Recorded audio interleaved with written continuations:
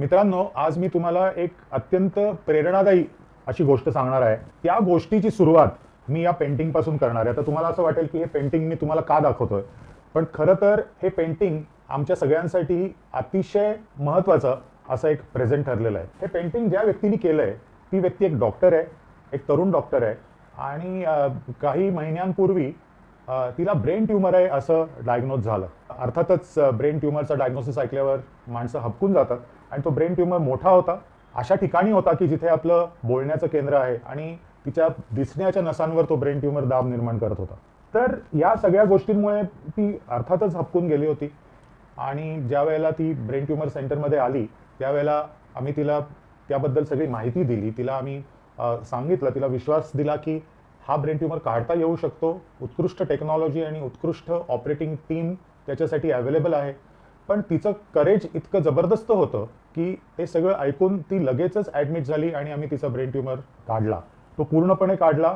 आता ती क्युअर्ड आहे. पण ही गोष्ट महत्त्वाची नाही आहे. महत्त्वाचं काय आहे की ऑपरेशन झाल्यानंतर काही दिवसातच तिने हे पेंटिंग केलं स्वतः.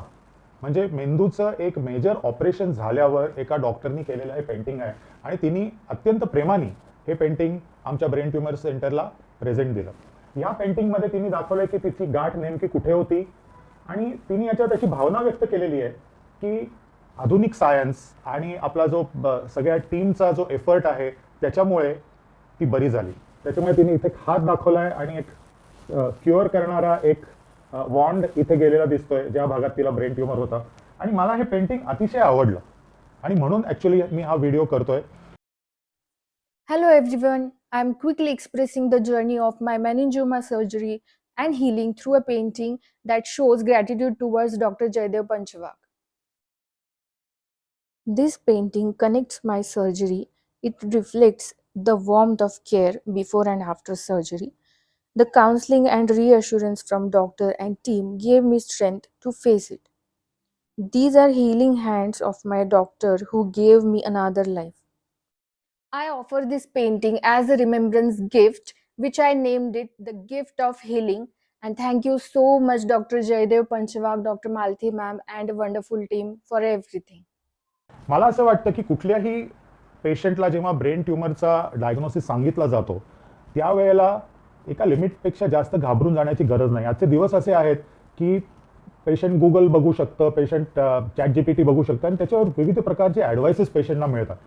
त्याचप्रमाणे ज्या गाठीची त्वरित शस्त्रक्रिया करणं गरजेचं असतं अशा गाठीचे MRI आणि स्कॅन घेऊन लोक इकडे तिकडे फिरत असतात. ह्याचं ओपिनियन घ्या, त्याचं ओपिनियन घ्या. माझं म्हणणं असं नाही की ओपिनियन्स घेऊ नयेत, पण त्याच्यात वेळ जातो हे लक्षात घेणं गरजेचं आहे.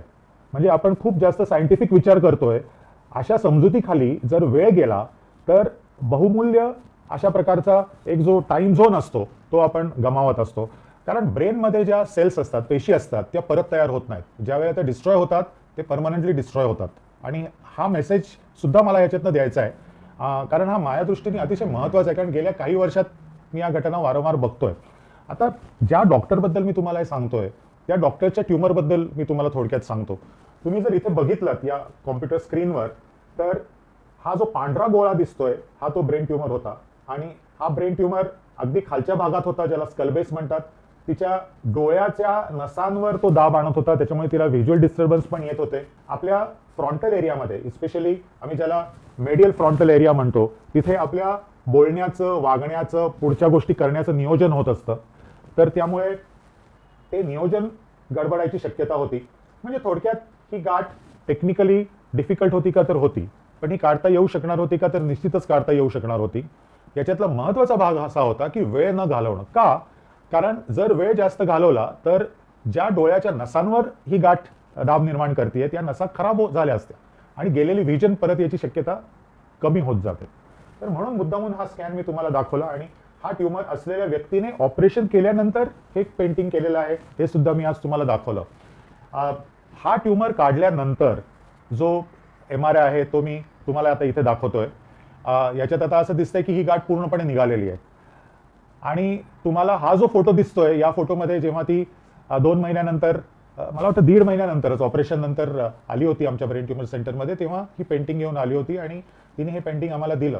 तर हे जे एखाद्या पेशंटचं करेज आहे एखाद्या गोष्टीतून बरं होण्याची जी एक जबरदस्त विश्वासाची भावना आहे, त्या विश्वासाच्या भावनेला आज चांगल्या प्रकारच्या न्यूरोसर्जिकल टेक्नॉलॉजीची जोड अवेलेबल आहे. हे आपण सगळ्यांनी लक्षात ठेवायला पाहिजे आणि ब्रेन ट्युमर्सना न घाबरता आणि जेवढं लॉजिकली गरजेचं आहे तेवढं विवेचन त्याच्यावर जरूर करावं, पण त्या विवेचनामध्ये न पडता ओव्हर अनालिटिकल न होता पटकन डिसिजन घेऊन ऑपरेशन जर केलं तर बरं होण्याची शक्यता वाढत जाते.